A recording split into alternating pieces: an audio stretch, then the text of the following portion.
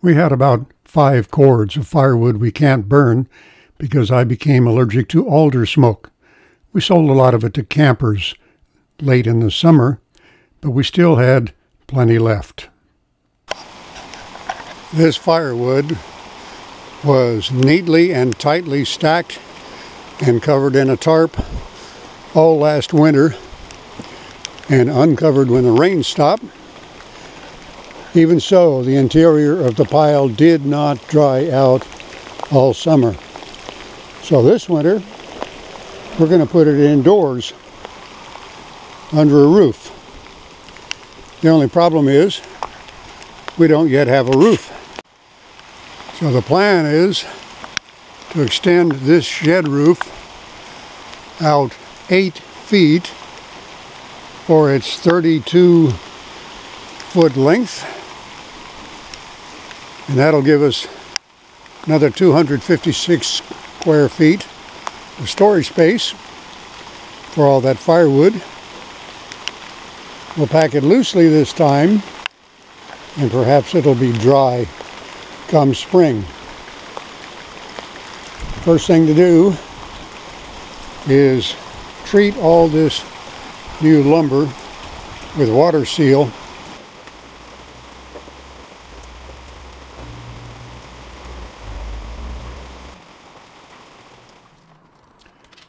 Next, I have to measure out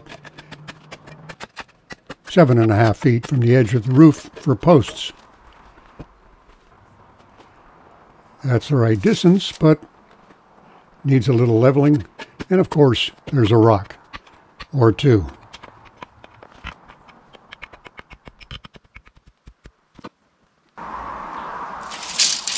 One down, 4 to go. Stretching a string makes lining up blocks of concrete easier.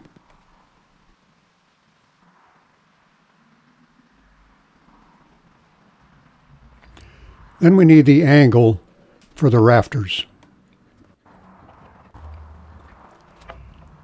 I had 2 ideas for connecting rafters to posts. This was my first idea, notch in 1/2 inch across the 4-inch span, but I decided I would rather cut it in 1.5 inches on the other face, but I forgot.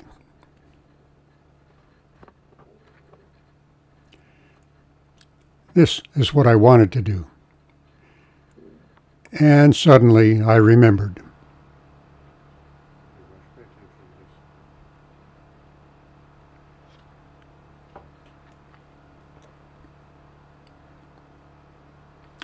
So, mark straight across and cut the angles off the ends of the 4 I had cut.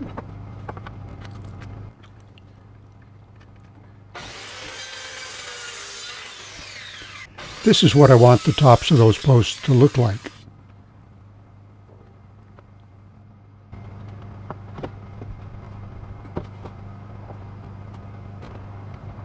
So mark the new angle, line up the cut lines, and do it all in one shot. I set the cut depth to 1.5 inches.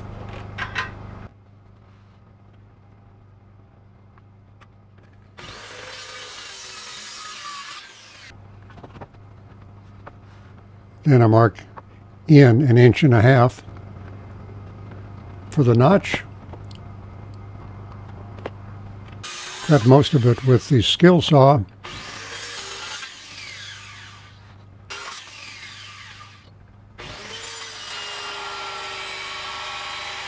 Refreshments.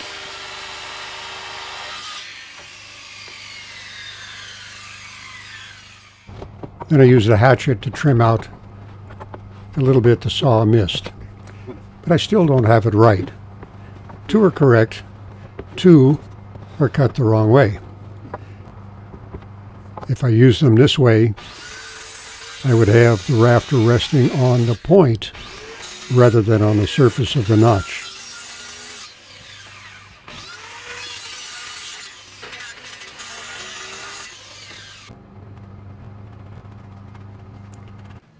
Can't forget the waterproofing. That will temporarily brace them upright. However, you can't use an 8-foot 2x4 for a brace if you're 9 feet from the post you want to brace to. So we try again with a 10-footer.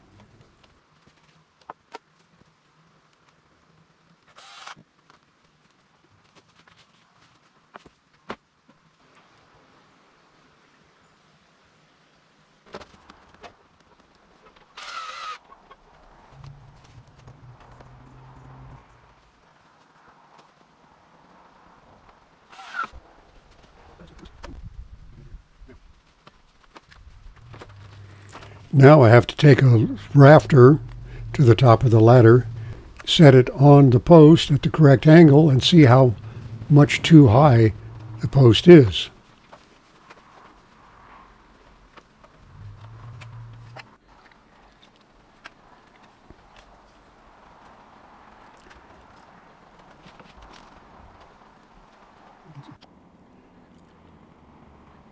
Then measure that distance off the bottom of the post and cut it off. Set the braces again. Check for level. Oh yes, I forgot the waterproofing.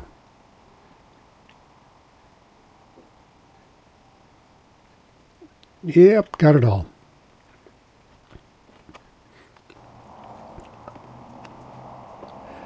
Now I need to rip 2 8-foot 2x4s down the middle for ledger board for the corrugated fiberglass roof. But I forgot that that's what those ledgers are for, and installed the first one as if it's for the rafter supports.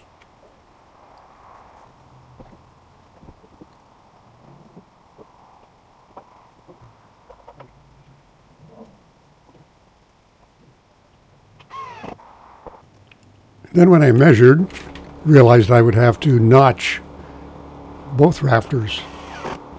Then I realized, wait a minute, moron. These ledgers have to go up high enough to support the roofing, not the rafters.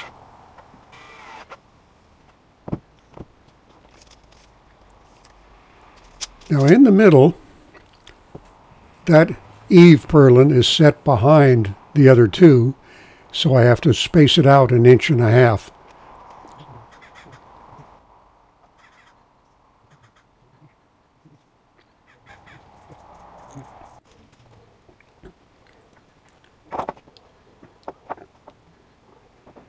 Here I am recutting the angle of the notch with a very dull saw. And it would have been easier if I'd have gone to get a couple of sawhorses, but it didn't seem worth the trouble for 2 small cuts.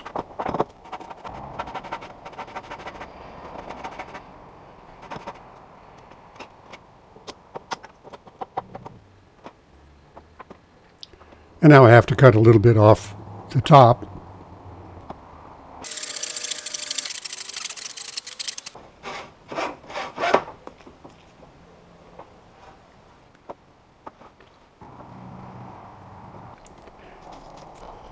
This is really all I needed to do to support that first rafter.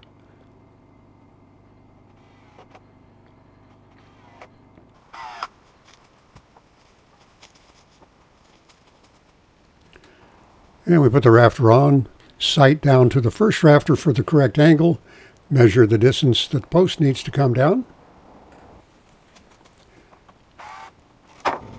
Cut that a little bit off the bottom. And this time, remember to smear on some water seal.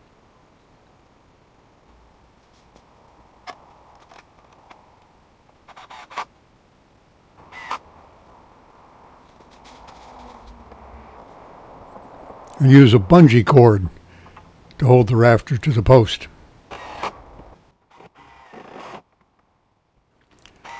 The rafter got screwed to the eave a little bit askew, so I clamped it down tight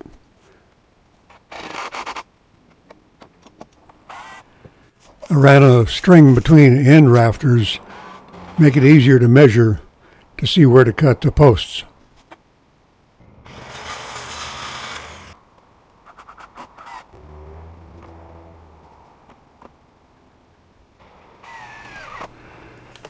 I didn't have to keep moving the ladder around for everything. The board across the bucket was high enough.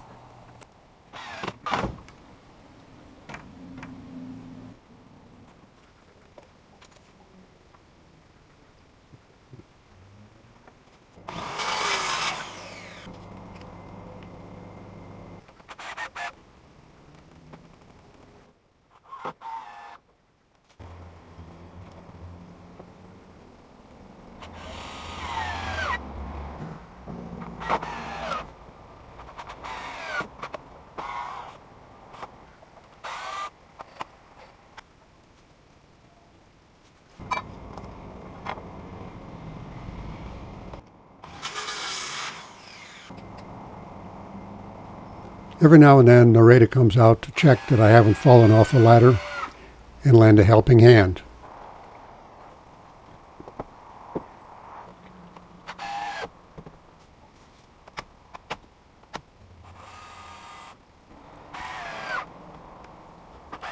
I need to trim the ends of the rafters a couple of inches so that the fiberglass roofing will overhang.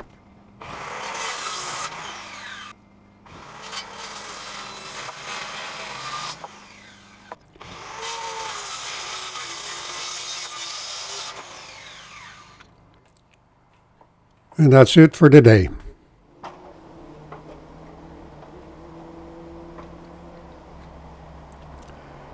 Now we'll run a string over the tops of all the rafters to mark center line for the purlins that will be set between them.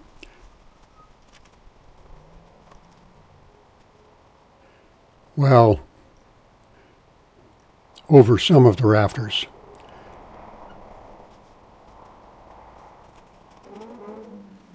Four out of 5 is not bad.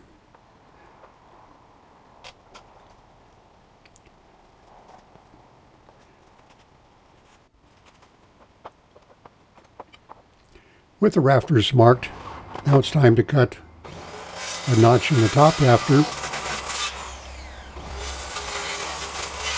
so the purlin can extend through it and 2 feet out the end. I fasten the rafters together with a gusset and get a different saw. I hit a nail with it 30 or 40 years ago, and every time I use it, I tell myself, I've got to get this sharpened. Maybe this time I will. Okay, this gusset will just fasten to the bottom rafter because I need to move the top rafter out of the way. So first we start a couple of screws.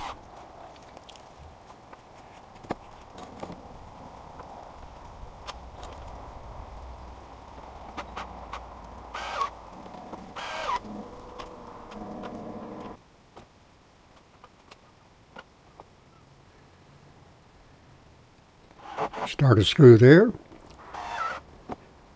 and fasten it to the end grain of the top half of the rafter. Now we can finish fastening the gusset.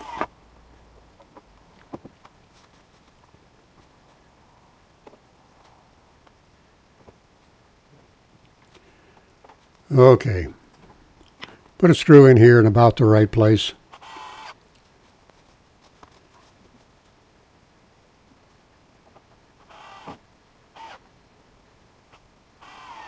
And now we can come back here and reset it at the proper level.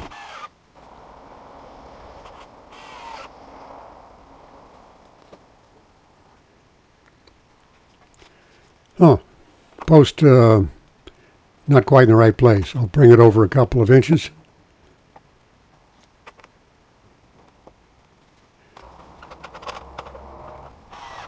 Put in a temporary brace keep things from moving around. And now for the end rafter. Whoops. Something's wrong here. Oh, yes. The rafter at the old roof line goes inside the end of that purlin. So I'm 1.5 inches too long. But I can't afford to cut pieces off.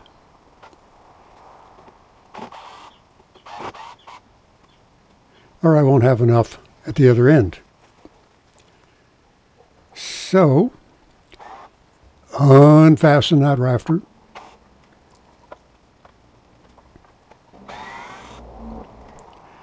Put the post back where it was in the first place.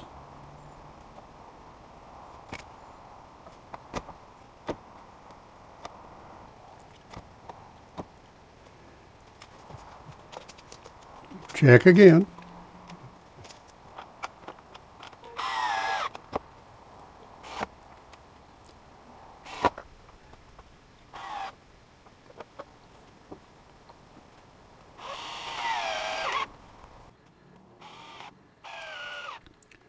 And now the length should be right.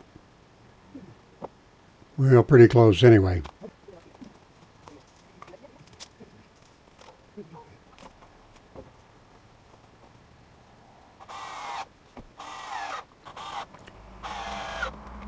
I need to keep reminding myself this is a woodshed, not a china cabinet. I've been using the 12-foot 2x4 purlins as a workbench. Now it's time to take them down and use them.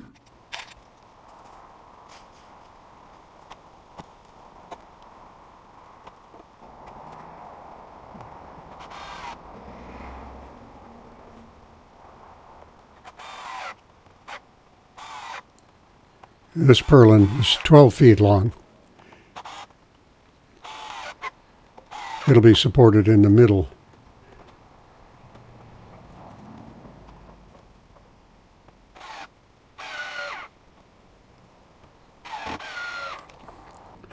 The other 12-footer has to be cut in half with 1.5 inches taken out.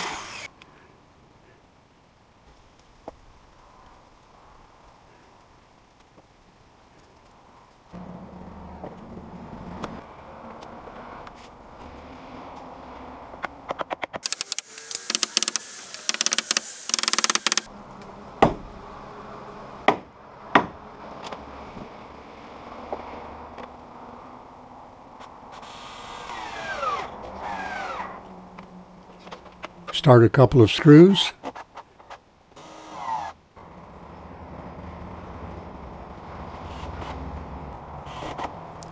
Put in a gusset to hold the other end of the rafter while I fasten this end. Whoops. Okay, run a screw up through the gusset to act as a stopper. Keep the other end from sliding.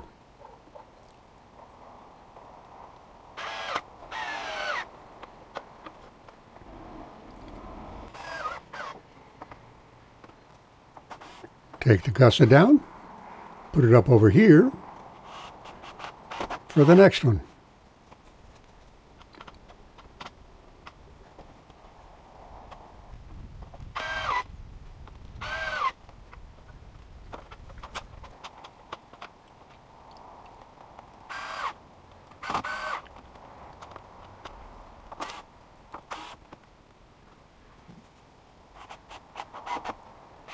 And we do it again.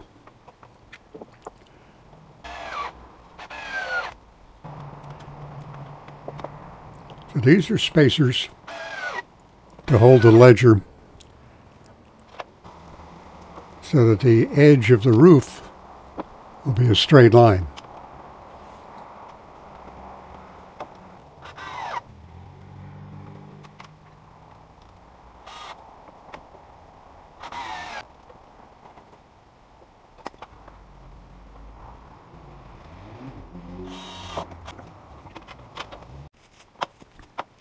Same thing on this side of the center rafter.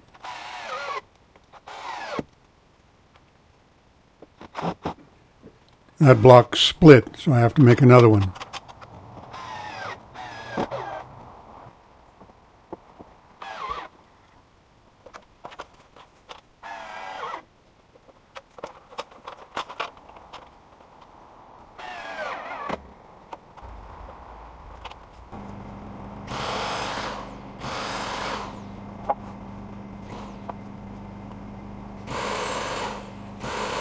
drilling pilot holes.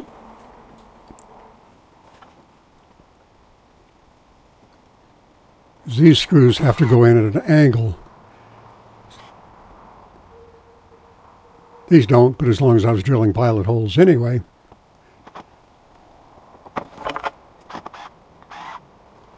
And now I have to move the rafter just a little bit to line up with the holes.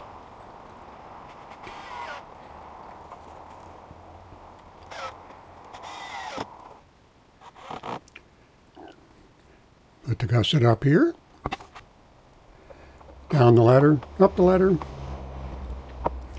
There's an awful lot of up the ladder, down the ladder, up the ladder, down the ladder in this project, but that doesn't bother me. The doctor told me a long time ago, the best thing you can do for your heart is live in a house with stairs. We don't have stairs in our house, but this is close enough.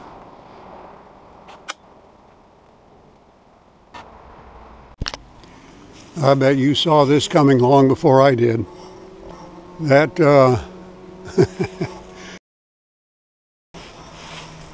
supposed to be on the upper rafter, not the lower. But it is a straight line, which means I've got to take 3.5 inches more off of this post.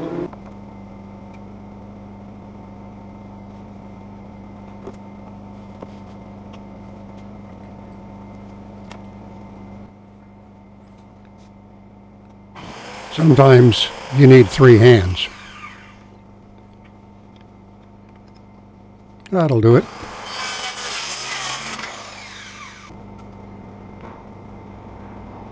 Can't forget the waterproofing.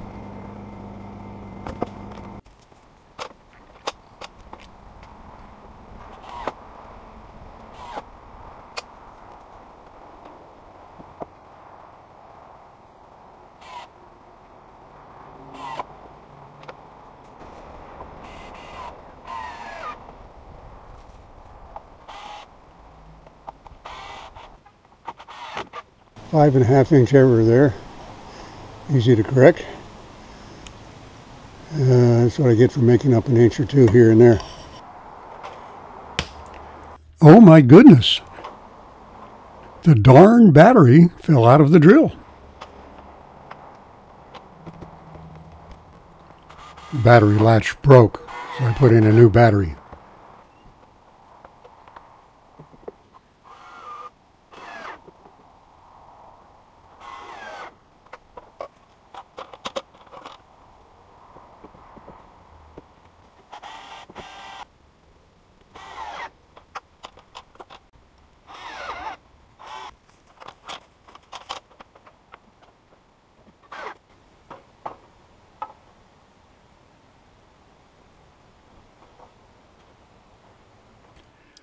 Framing is complete.